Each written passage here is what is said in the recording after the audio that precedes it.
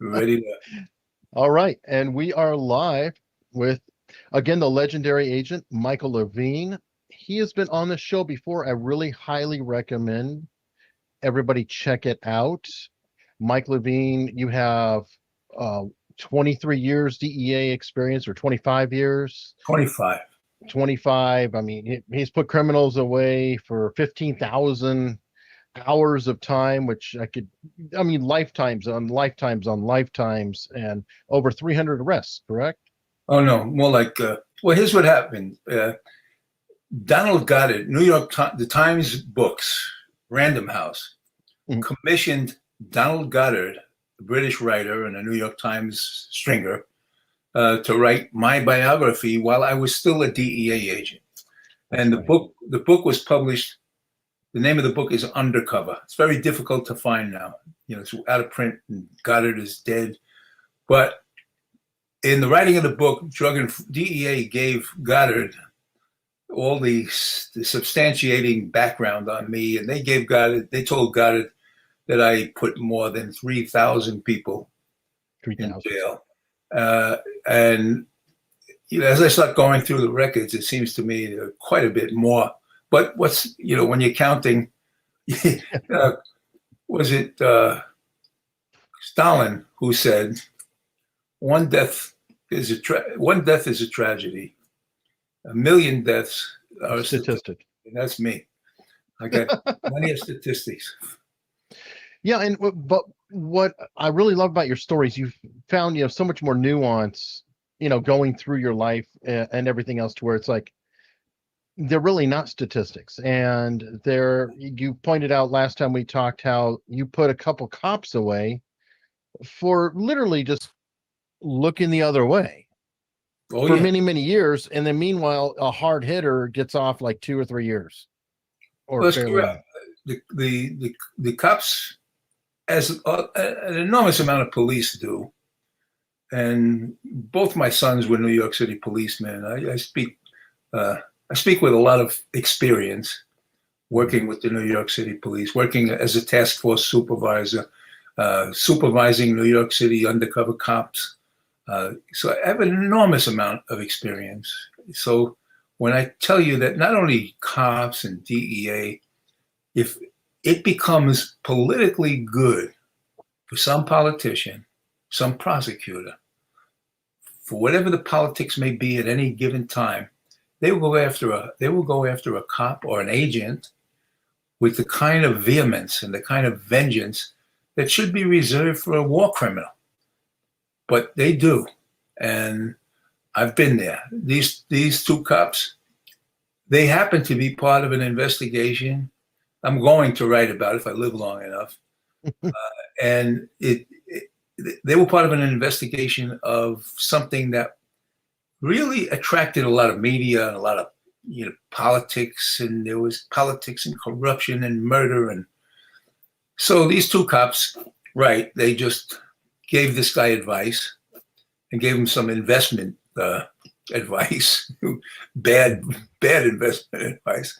And they went away for quite a bit of time in jail for that. It was my case, in a sense that a lot of cases were, because I was a supervisor. And the case was one in my group, and I was made responsible for it. And the United States attorney who was running the case, who was a rabid dog going after this particular individual and these cops, like a rabid dog, I remember telling my division leader, I said, there's something wrong with this man. And my division leader said, Mike Levine, you just don't get along with anybody. He said, he's a perfect gentleman. This is what my supervisor said. And it ended up that the prosecutor was arrested for stealing our drugs and taking it. Oh, God. So, wow. Yes, that's a real case. And that's kind of typical from the drug war, the crazy things that happen. I remember a guy an old timer walking into DEA on a day that a DEA agent had killed his secretary in the office, who he was having an affair with. And Whoa. then this particular agent looked up at the sky and he said, "All the squirrels are not in the trees." And which, I don't know, you really have to be a New Yorker to. The squirrels are crazy ass people. Oh yeah. All the squirrels, and they're not. In fact, that ought to be the title of the book. All the squirrels are not in the trees. Wow. But so be it. I'm sorry, the prosecutor who put the cops away that was later arrested. Yeah. Two questions. Did his peers go after him as hard as he went after the cops? And two, what happened to him? Oh yeah, he went to jail for Good. 8 years, 9 years, something like that. And at first, people tried to protect him because he was Rudy Giuliani's fair-haired boy. He was the head of the criminal division. Oh, So wow. they tried to protect him because, it might have cast an aspersion on Rudy Giuliani. And that had to be protected at all costs because he was very political. He was heading next up for the mayoralty of New York. And it was a hell of an experience. I mean, it's got to be a part of a book. It has to be. I mean, so much of this stuff, I shouldn't dare allow myself to die without writing it. Because all you guys out there, you deserve hearing this. And you probably won't believe it. You'll call me, I don't know, conspiracy theorist, which is interesting. When I wrote Deep Cover the first time it came out, and I said, this happened. This happened. I don't care if I sell a book. I told the people who were betraying you, I told the people who were ripping you off for your $1 trillion in drug taxes that you pay, and that's the truth, and really lying to you and setting up a sham and a fraud and using the drugs to protect other interests, other political interests. I just want America to know that. And they came after me because I decided that I would follow my oath to protect the Constitution and the people of the United States instead of some bureaucracy's secrecy. And they really went after me. Then I think one of your listeners called and said about the peanut butter sandwich. And when the book was Deep Cover. And when I came public on the Phil Donahue show, and I was in the green room of Phil Donahue, about ready to go on for the very first public appearance associated with the book Deep Cover. And one of Donahue's people comes into the green room where I was busy enjoying some sandwich or another, and he said, "Mike Levine, there's a phone call for you. I don't know anybody who knows I'm here." Turns out to be one of the bosses in DEA. And he says the following: "Mike, right now, there are 10 lawyers sitting in one big room reading every page of your book, looking for a reason to indict you." And I said, "Well, if you were trying to intimidate me or frighten me," he said, "you did a good job, but it's too late. I don't go back now. I can't go back now." Then he said, "Just one word: beware of a peanut butter sandwich." And of course, the peanut butter sandwich was symbolic of DEA agent Santi Barrio, who died in a jail cell after allegedly swallowing peanut butter, and it choked him. Everyone in the Drug Enforcement Administration from that point on understood what a peanut butter sandwich is. And that's, I didn't tell the story. I think your listener's name was Barn. Oh, you did. Yeah. You Yeah. did. Okay. But it's a good story. So, I mean, it always, you can repeat it 1,000 times over. That's scary stuff to hear that. I mean, it was very code. It's very scary for me. And everything that followed really was scary. But I'm glad I did everything I did. There's nothing I would go back on. A lot of people in DEA consider me a traitor, betraying the agency. And you went off the reservation, so to speak. Yeah, it's kind of F the people. F the Constitution. Your first loyalty is to a bureaucracy. Well, I've seen too much to believe in that. I just don't. You have to be a mindless little coward to live with that. That's my opinion. You have to be a mindless little coward to watch the criminality that I watched and keep your mouth shut. It's quite awful. A lot to carry, though. I mean, for you to step out, I mean, that's a lot to carry on your shoulders, and I commend you. It was so bad that was 1990 when that happened. And then my son, a New York City policeman, would be killed in 1991. Wow. And the DEA boss in New York, I was told, ordered the people not to go to my son's funeral because of me, because of my book. And where do you go from there? From that? I don't know. That's not even petty. That's just so deeply spiteful. Yeah. I mean, it really is. That's horrible. I mean, like your son has anything to do with you or your book, or, I mean, no, that kind of petty mindedness should just rot. You know, I hope he's having a miserable retirement and his life was very uncomfortable for that kind of thought. He's another guy with a legendary reputation for what? I have no idea. But, you know,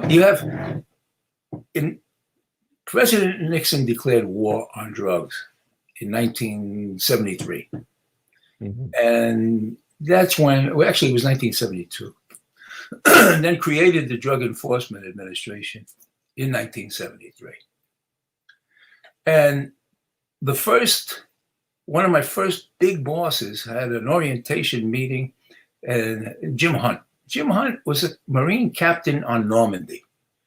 Man got off a boat, stood on a sand beach, people shooting at him. Just balls to the wall.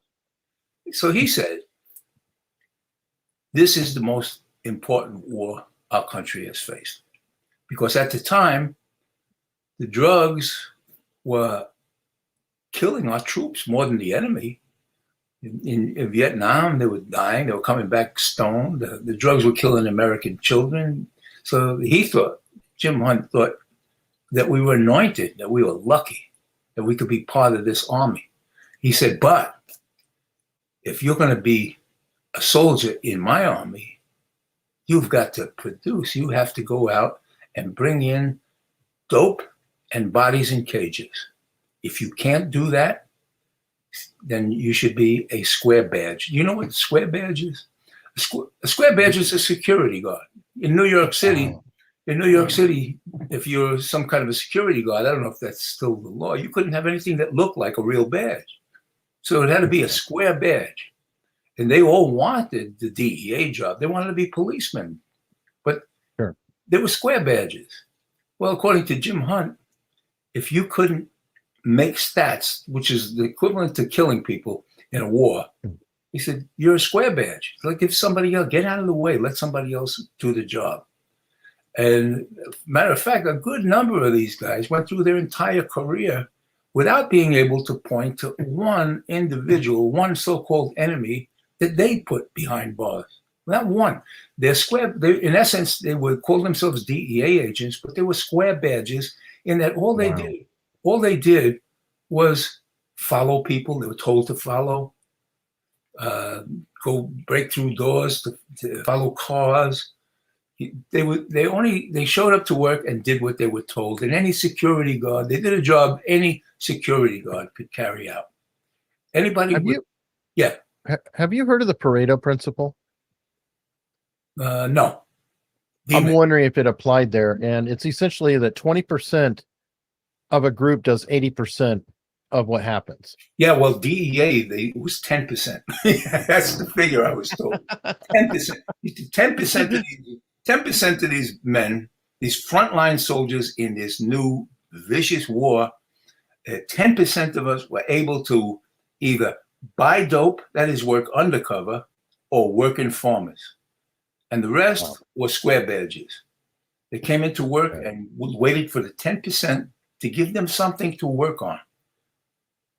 and they went off into their retirement like some sort of a hero or whatever you want to call it. I couldn't live with that. You understand? I just couldn't live with it. I'll tell you what. Let's shift to the 80s because we are starting to go into the 70s and 80s. You were a supervisor yourself in Argentina. So how was that different for you? Because I can imagine being a supervisor and having to deal with square badges underneath you might be a challenge. Well, not in Argentina.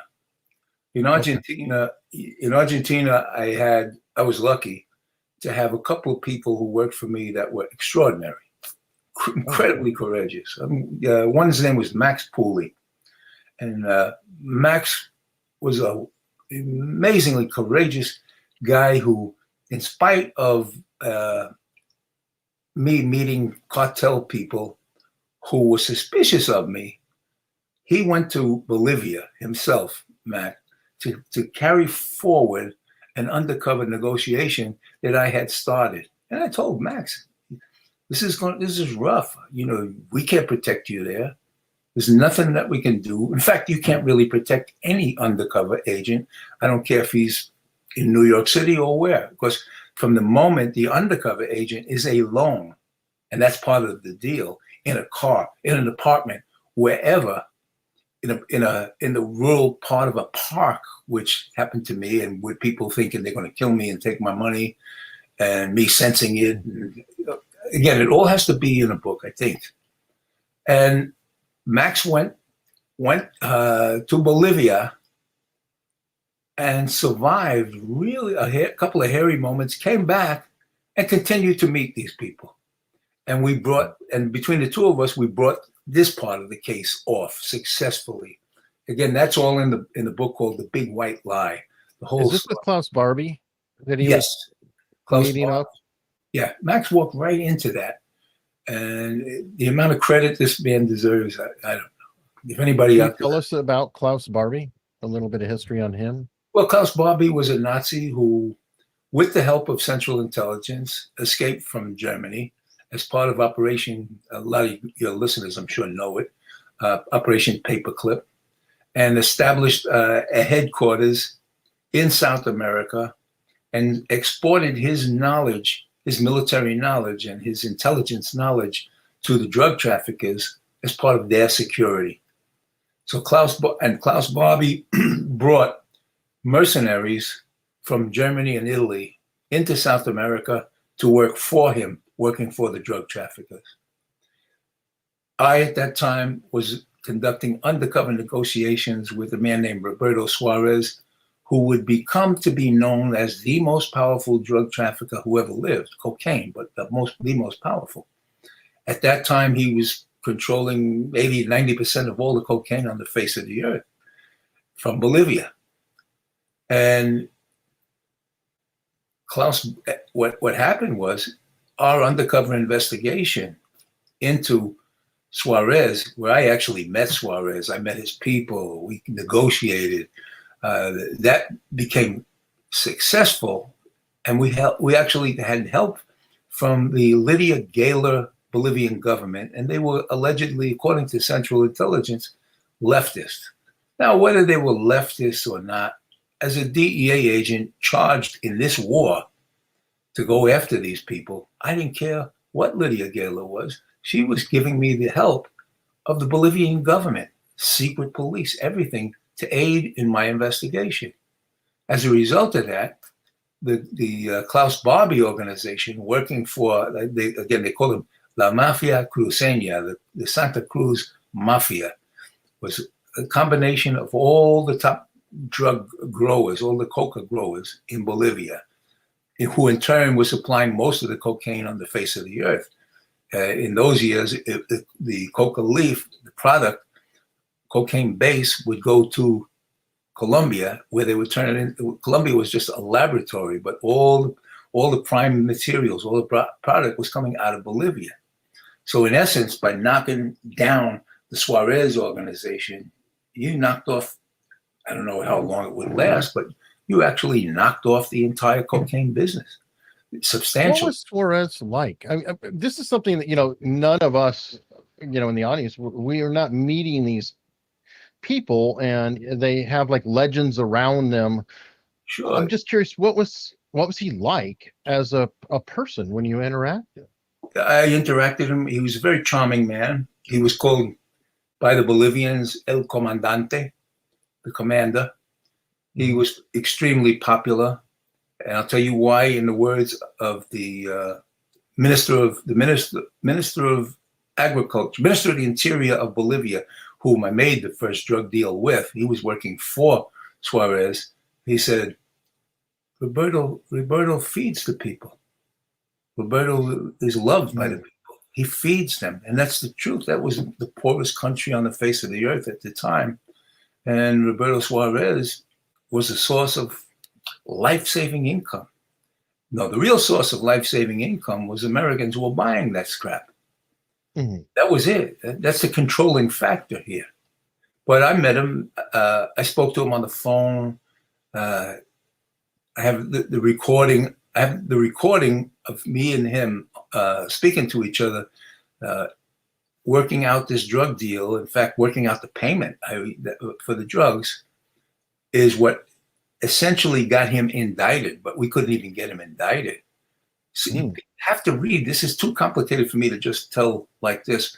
Let's Oh, say sure. that, yeah, let's just take it from me. Roberto Suarez was a Central Intelligence asset. He had a Mm. license to do, he was protected from DEA, protected from me, and as was Manuel Noriega for a period of time.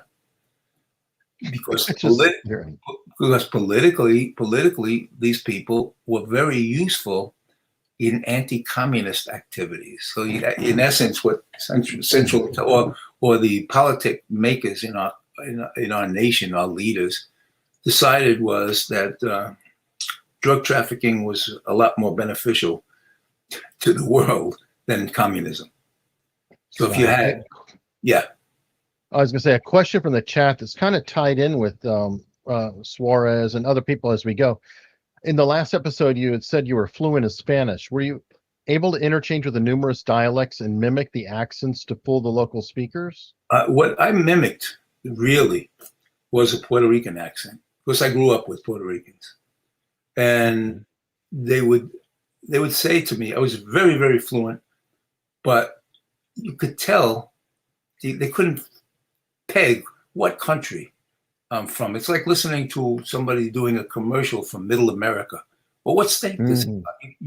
I was a guy who spoke Sneaky Canadians are like that. exactly, that kind of thing. But and my cover story was that I was half Sicilian and half Puerto Rican.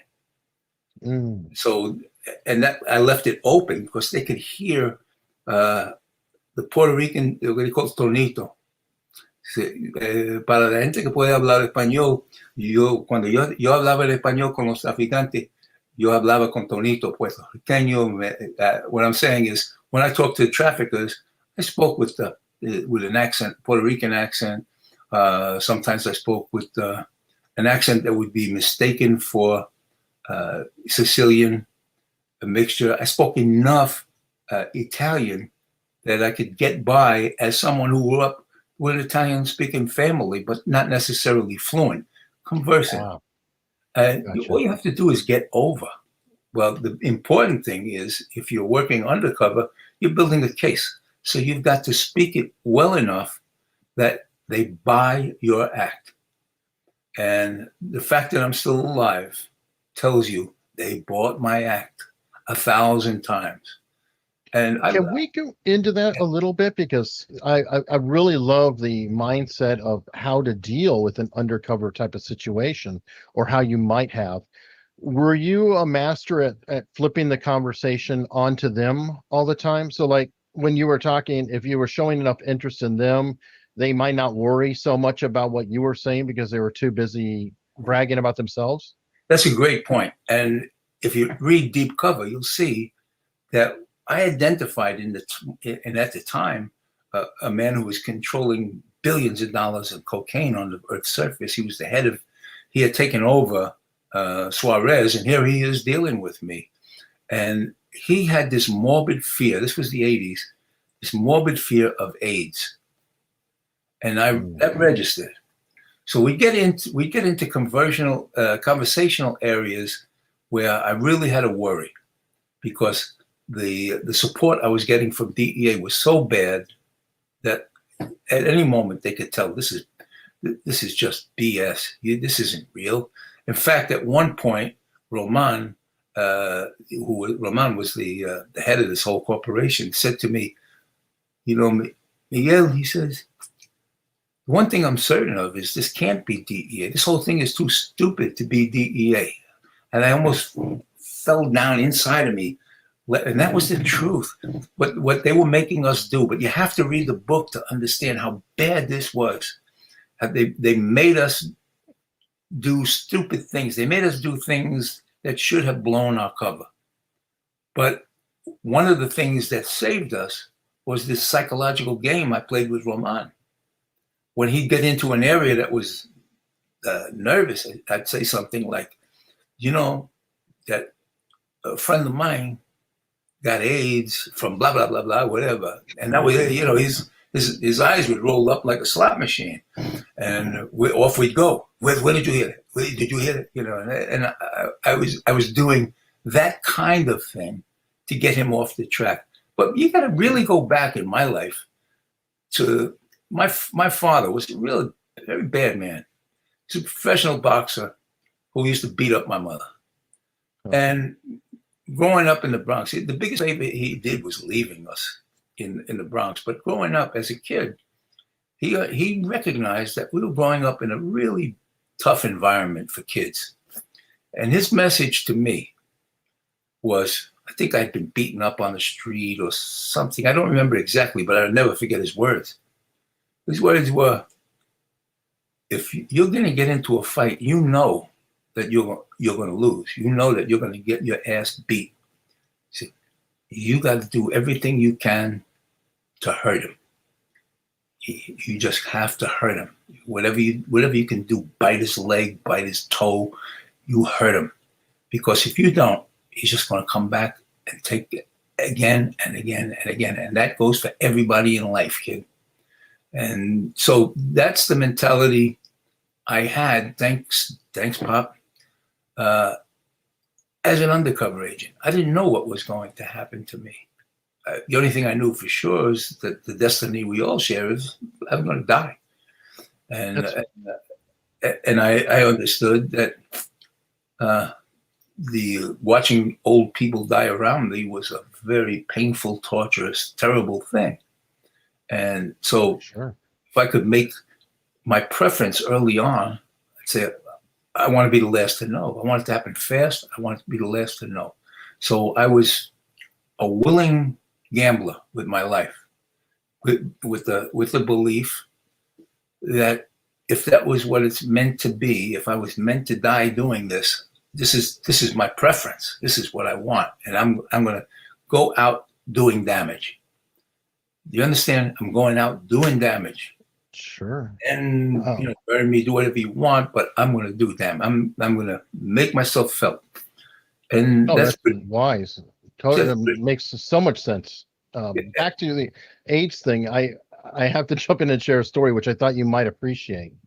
Another of my guests was Jack Barsky, who was a KGB agent who lived undercover in the United States for 16 years, was never detected until somebody somebody rolled over or defected from the Soviet Union, and the name Jack Barsky was on the list, and so then they found him because of that. Otherwise they never would have, most likely. Sure. But he quit. So while he was undercover, he quit the Soviet Union because he had a family, he had everything else. Yeah. Guess how he quit? Can't imagine. He sent back word that he contracted AIDS. And they were so afraid of AIDS that they were like, okay, we're going to give the money of your salary to your family. Good luck. See ya. That's a wonderful story. Yeah, I love it. I get along with I had to share that. I did want to go forward to talk about, and I'm going to mutilate the name, but Sonia de Atala. Sonia Atala. Yeah, Sonia Atala. Now you worked with her, and she was a major figure too. How did you meet her, or how did you get connected to her originally? And can you tell us about her? Sure. I was transferred back from South America under investigation because I had written a letter vis-a-vis the Roberto Suarez case to a Newsweek magazine, to two journalists who had written an article about cocaine, the cocaine drug war, and how tough it is on America. And in essence, the letter I wrote said, the entire thing is a fraud. I wrote them on the DEA letterhead from the embassy in Buenos Aires. This is who I am. What I have is a credible story about, and in the article, they were talking about the Suarez organization, how powerful it is. And my letter said, we had them. But then within our government, people came out to protect them from DEA. And I was the man who ran the case. You want to talk to me? Well, the worst thing that you could imagine happened, which is typical with mainstream media. They went right to the government with my letter. I deduced that because I was immediately put under investigation and accused falsely of every crime there is, but I was under investigation. And I told, at the same time, there were contracts to kill me all over South America. And DEA asked, did I want to come out of South America? And my answer was no. I feel safer in South America being protected by the Argentine cops who work for me than I will coming back to the US. And of course, they force transferred me back to the US. Now I get back I'm assigned as Special Operations Officer for the Drug Enforcement Administration. My job to run operations like the Suarez case globally. And the first thing that happens is, I'm trying to remember the name of who it was, but they came to me, the cocaine desk at the time, and they said, we have the biggest case we have. We need an undercover agent to play Mr. Big. And we know you can do that. You willing to do that? Now, I told the fellow who was running this operation, I said, I'm under investigation. He said, don't worry about that. We need you undercover. So that's how I got into it. The investigation was, they had Sonia Atala. Sonia Atala had been the chief salesperson of cocaine globally for the Bolivian government. She was selling drugs right out of the Bolivian warehouse. While doing that, the powers that be in Bolivia and some of the drug traffickers thought she had gotten too powerful and they were going to squeeze her out. How did they squeeze her out? The way their trafficking used to work is she would deliver, say, $1 million or $2 million worth of drugs to a particular trafficker, or she would make a deal. And then the trafficker would pay her $1 million, $2 million, whatever it was. Only this time the Bolivian government didn't deliver. Now the trafficker, a man by the name of Papo Mejia, who he became infamous in the cocaine cowboy wars in Florida with Griselda Blanco. And he was one of the most prolific murderers, I think, in history. And so Papo set out to get Sonia. Sonia then turned to the DEA. Now, whether or not she did that under instructions from CIA or not, I don't know. But I know she was a CIA asset up until this happened. Now my role, she has this debt to Papo Mejia, $1 million, $2 million, and she's in the United States under protection, but that she's in hiding, allegedly. the Bolivian governments, the Colombians, they all believe she's in hiding someplace because Mejia wants to kill her. I assumed the role of her drug dealing partner lover. She's quite a beautiful woman. So it wasn't a hardship. No, it's not. It was a hardship in a different way, you know. Right.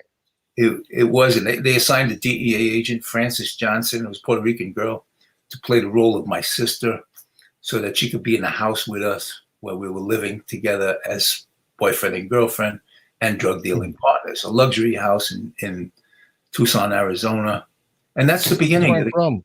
When was that? Tucson. It was up in Skyline Drive, or you know Tucson. I was born and raised there. That's my hometown. Skyline Drive and the Catalina Foothills. Foothills, yeah. The foothills. North of River. What was the cross street? Oracle, Campbell. I can't remember, but I know that this particular house that we rented, belonged to the newspaper publisher from Tucson, and it was quite a luxurious place, and it was up as far as you could go in the mountain. There were no more houses behind us, and it was exquisite. I mean, it was just exquisite. Anyway, Sonia and I, quote unquote, lived there, and that's the book, The Big White Lie. That's the story of The Big White Lie. It's a great. That is awesome. Now, you had mentioned Pablo Escobar was interested in her too, and I didn't know. Did you ever cross paths with him yourself? Yeah, I mean, I didn't cross paths with Pablo, but Sonia did. Sonia used to sell him. See, Sonia was a CIA asset supplying cocaine to Pablo Escobar. Now, hold on a second. Think about that. A CIA asset is supplying this highly vaunted, this terrible drug trafficker. He's getting his merchandise from a CIA asset, Sonia. And this is important too. And this is for everybody watching. This is really important, and why I'm trying to frame this, because the distributor is getting help from the CIA, but then there's also the other end that's going to be CIA coming up soon. Well, the upshot of the story is that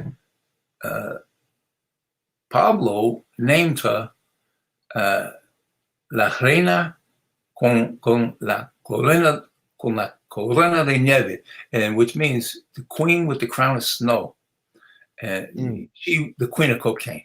So she was named the queen of cocaine by Pablo Escobar. So you hear all these. Now, here's allegedly the biggest drug trafficker who ever lived, and all of this crap. And he's getting it from the queen of cocaine, who is a CIA asset and a DEA informant at that point. I have an off-the-wall question that popped in my head the other day when I was thinking about the interview. Sure.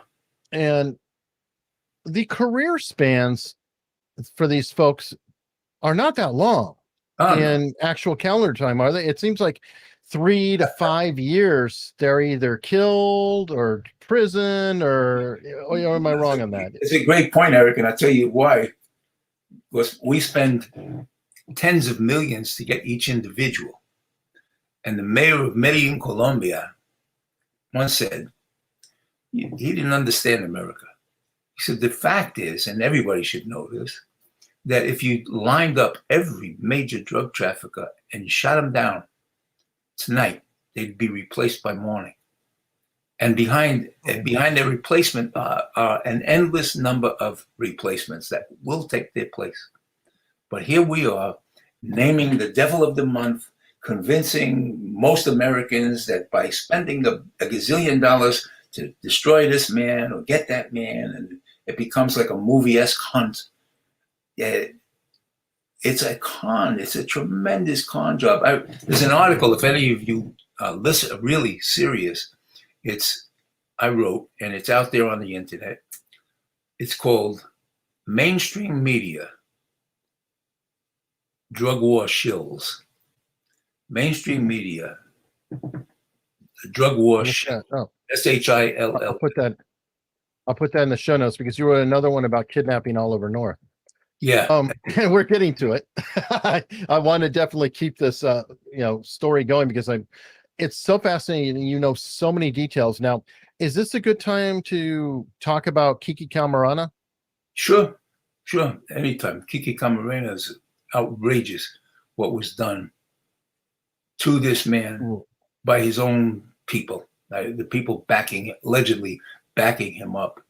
It was one of the things about the Kiki Camarena murder. For those of you who don't know, Kiki Camarena was like me. He was an undercover, but he was stationed in Guadalajara, Mexico, and he went to pick his wife up for lunch one day, and he got picked up by the state police, Mexican state police, brought out to a ranch and tortured to death by traffickers. They had a doctor there to keep him alive. What they did to him was grotesque, and they recorded it. They have his death cries recorded. Among the things they did to him was to take a tire iron, heat it white hot, and insert it in his rectum. Now, myself, I was undercover partners with a man named Jorge Urquijo, George Urquijo. He was customs agent. I was DEA in the deep cover case.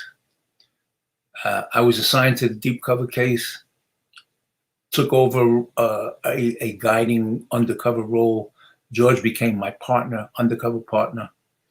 And George found, while we were sent to Panama, George and I, to get the money launderer, who was the chief money launderer for the Medellin cartel, for the Bolivians. Well, George and I had dealt face to face with this guy, setting up a 17-ton drug trafficking deal. And of course, if you read the book, it's just too much to tell in one selling. But what then proceeded to happen was that our government, DEA, and the Attorney General of the United States, Edwin Meese, blew our cover.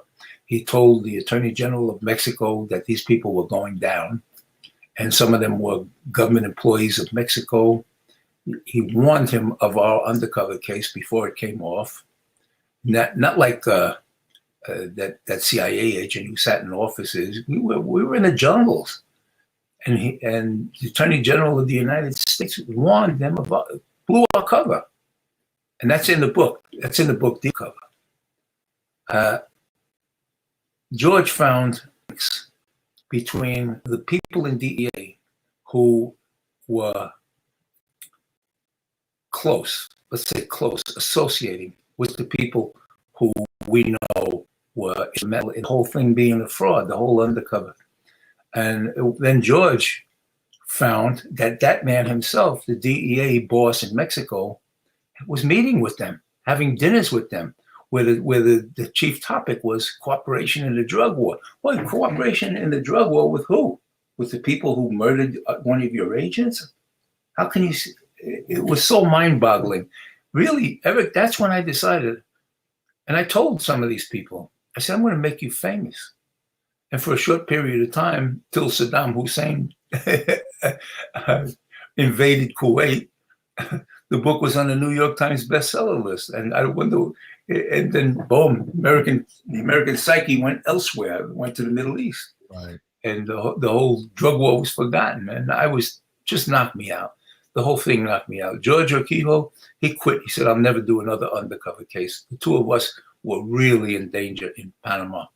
They sent us down there to get, to identify and arrest the money launderer. Remberto Rodriguez, his name was. When we got there, the DEA guy who was in charge of the Panama office said, who? Now, we had just been told by DEA headquarters to go to Panama, that they're waiting for us to come and physically identify him because we met him face to face and dealt with him. Now we get there and we're told we don't even know who he is. We had no idea you're coming. It was so surreal. Scared the crap out of both of us. So that your own organization that's right, is dirty. And that's when I said, I have to put this in a book. Then I became my father's son. If I'm going to die here in Panama, I'm going to make sure I do some damage. I'm going to tell this story. Somehow I'm going to tell this story. And that is Deep Cover. Wow. So it wasn't only CIA, DEA too. CIA, DEA, I accused the Attorney General Edward Meese of blowing our cover, which is every kind of felony there is. And Meese was somebody who sued anybody for libel, but I didn't get sued. In fact, after I came out, a famous journalist, or a well-respected journalist, Elaine Shannon, wrote an article and identified him as the man who blew the case, who telephoned Mexico and warned him about the undercover case. Now, it became enough of a public record that I put it in the book. So you have the Attorney General of the United States blowing our cover. And I put it in deep cover. And what happened? Nothing. You get reactions like, well, we already know that. This is the American reader. Oh, well, we already know that. It's like, well, great, man. Wow. What would happen? World War II. What happens if you tell you guys what Hitler's doing, what his plans are? Well, we already know that. The American spirit can't be, Eric, but it is. Okay, this leads forward, and I don't know, I'm getting a weird echo, but okay, it's gone. This leads forward to Gary Webb. And I know that you appeared on Montel Williams with Gary Webb, and you've written about Gary Webb. At least, I think that your piece was read at his memorial, or you read it as memorial. I wrote something. I wrote an article. Is anyone apologizing to Gary Webb? And I think that was read at his memorial, which makes me feel good. Oh, for sure. Can you talk about how you got to know Gary Webb and how your paths crossed? Because I don't know if you worked directly with him or just were affirming a lot of what he said. No, what happened? What happened was Gary Webb and I were brought onto the Montel Williams show, and that's the first time I met him. I knew about him, and we shared a limo. My wife, my darling wife, Gary Webb, myself, and the I forget his name, the fellow from Accuracy and Media. We were all in the back. We were all CIA. Put a stamp on his head. CIA. That guy. But I heard him say to Gary Webb, "We have plans for you." And Gary got all choked up. And after he left, I had several talks with Gary, and I cautioned him. I said, the American public is not going to back you up. The American public is not going to assist you. The American public is not going to hire you when they destroy your career, Gary. You can't. The thing you can't do, in my opinion, is say that that the CIA is targeting the black community, because the drug trafficking doesn't work that way. I can't target anybody. I could have 50 tons of cocaine. I can't target a community. Where the drugs are going to go is where people offer money for it, where people buy it. It's a supply-demand guided phenomenon. There is no, but other people having an interest in inciting this black-white war type of stuff. They want to do this. They wanted to use Gary Webb, and they did so successfully, as proof that the black community was being targeted for drugs. You can't do that. It just doesn't, even if you want to, it doesn't work. Going all the way back to the 60s, the Italian mafia had an edict that you don't sell heroin to a white man. So their edict was you only sell to blacks. But didn't really work. Because then the blacks would just resell it to somebody else. It doesn't matter. It was like stupid. It's stupid, but they had half the country believing this crap. You can't do it. It doesn't work. And I used to sit and watch drug dealing places, markets, like supermarkets working. And what you'd see is 90% of the people coming out there buying crack cocaine, buying everything, were white people with jobs. come, like in New York City, we had one of the biggest street supermarkets of drugs, 109th Street. New York Times wrote an article about it. And we sat up and watched the place, and you could get the license plates. You could tell a lot about the customers. And the customers mostly were middle and upper income white people with jobs. Now, they came from New Jersey, they came from Massachusetts, they come down to this place to buy drugs. And that's the way the drug market goes. They're coming, people who wanted a. You're describing a free marketplace in capitalism. You know that, Exactly, right? exactly. That's what it is. This other, they show me, just show me. If you talk about conspiracy theorists, that's conspiracy theory because there's no real science behind that accusation. It just doesn't work. So I told Gary Webb, you're making it easy for them to attack your credibility, and that's exactly what happened. They took his article and the fact that it was used, that he targeted blacks. They were targeting blacks, and they discredited him. And all the newspapers lined up supporting the government's position that this is BS. The article is BS because in a sense, it was. You can't target. But the rest of it was right. Central Intelligence was supporting drug traffickers. There's no doubt about that. In fact, they admit it. In fact, I put a video up on YouTube where the head of DEA, Judge Bonner, looked into the camera and said, "There's no other way to say it. They are drug traffickers. Central Intelligence." Now, all these people say, "Oh, I can prove that CIA is dealing drugs." Where do you have to go when you had the head of DEA saying it on 60 Minutes? What else do you need? People would call me. I can do this, Levine. I can show you proof that they're. I don't need proof. They already discredited themselves. They've already been proven as drug traffickers.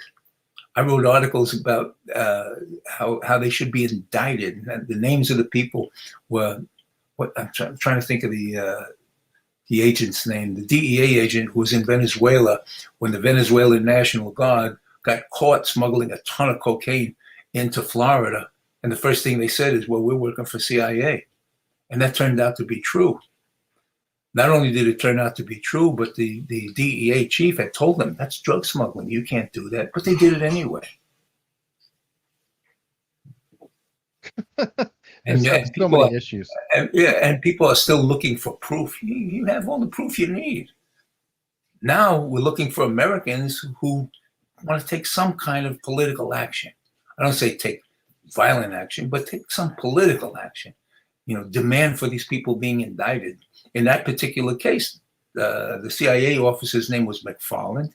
He ran the drugs he personally guided the drugs into the U.S. And he allegedly was forced off the job and then rehired as a consultant. He's like, "You guys, come on, man. You guys are worse than the mafia." Wow. Worse than the mafia in the sense that the mafia at least has to pay the penalty of their screw-ups. CIA doesn't. They have a license to do what they want. What about Gary Webb's outcome? Because I will say a lot of people find it very strange to commit suicide by shooting yourself twice in the back of the head. It's not that strange. It happens. But that's not the point. The point is, you're going to kill a man who absolutely represents no threat to you. And Gary Webb was so discredited and so castrated professionally that it makes no sense. I mean, they're not that stupid an agency. They will kill. I know. I mean, they will kill to protect something that they feel that's the best way to do it. Get rid of the problem. Yeah. So you're saying he was already resolved then in their mind? Oh yeah. I mean, not worth killing or having anything to do with his death. That's crazy. That's interesting. Have you done?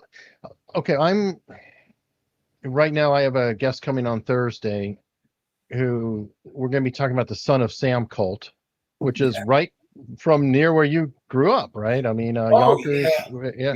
I remember calling it when he was going hot and heavy. I was his supervisory officer, and it dawned on me that they've got to start looking for parking tickets around the shooting areas. And I called up, they had a 24-hour hotline, and they said, this is Mike Levine, I'm a DEA supervisor. I said, have you guys gone out and looked for traffic tickets or parking tickets in those areas? See if there's a pattern, if there's that. Later, I was told that that's how they got them. Now, whether they did it because of me or not, I'd like to think, yeah, wow, I did that too. But but I was going to say that I know the case very well. Yeah. Well, there was an author who wrote a book, and again, we're starting to spin out into the conspiracy area, called Ultimate Evil. It was Maury Terry, and it sounds like Gary Webb was a little obsessed. And I'm not trying to besmirch his name, but it's like an author, he's got a story, and the story ultimately consumed him. Maury Terry, it could be said about him. I've had Tom O'Neill on, who did Charles Manson, the CIA, and things like that. And he has said, over 20 years of his life were completely consumed with that story every minute. What is that about people? I'm just curious if you might have any thoughts that, getting a story like that and then having the story consume them. Well, you're looking at one who, for a period of time, that was my story. I lived it, though. I lived through the crime. I witnessed it. I was a witness in the case. Sure. So it wasn't a conspiracy theory. It was I'm trained in conspiracy. I put thousands of people in jail for the crime of conspiracy. So when a journalist calls, well, Michael Levine, a conspiracy theorist, well, you're right. But a well-trained conspiracy theorist, and as such, I see a crime that I could testify to, that Urquijo could testify to, that the DEA agent in Venezuela could testify to. You want to carry, how far you want to carry it? Yes, it's a conspiracy investigation, and it's a solid one. People should go to jail, but a conspiracy theorist? I don't know what you're talking about by conspiracy theorist. And sure, but I'm called a conspiracy theorist because fact is, I kind of got obsessed with the story, obsessed with the notion that here I could lay it out in flaming, almost like a video, and tell you with witnesses, dates, and times exactly what was done to you, exactly how you were betrayed, exactly how your own government defrauded you. And I'm a witness. I was there. No, it's a waste of time. You would think Congress, if Congress was anything more than a rubber stamp, would have called someone like me in and witnesses and started and called for a grand jury investigation of everything I said, because I wasn't talking about a theory. I'm talking about a specific crime. You read Deep Cover, you read The Big White Lie. I name people. These are crimes. I'm accusing the people I name in the book of betrayal of the American people, every kind of betrayal and treason that you can think of, because that's what they did. And I couldn't stand it. So yeah, maybe for a period of time, I'm long past that now. I come on, it's like my visit to the psychiatrist sitting here telling you these stories. This is reality. Yes, doctor. This is what happened. What am I going to do? But I'm well beyond that obsessed. Listen, I just at this point I had to stop caring. I had to stop caring, and I did. But I was just thinking you could always answer if they call you conspiracy theorist. You could say, "No, I'm a conspiracy architect." Get it right. That's a good way to put it. I am a conspiracy architect, a very good one, proven in court. On that note, this has been phenomenal. Again, I'd love to have you back to just do a straight Q&A with people putting in questions to you and just answering, and letting the chat participate if you'd like to. Sure. Because your stories are amazing, and I know that everybody who's so much smarter than I am will have just stellar questions for you for things that I've overlooked. Okay, let me say, para la gente de habla hispana, un saludo especial. Mi gente. Ustedes son mi gente. Anyway, I'm talking to the Spanish-speaking people out there. Thank you. I assume it's wonderful. Audiencia especial. Michael, thank you so much.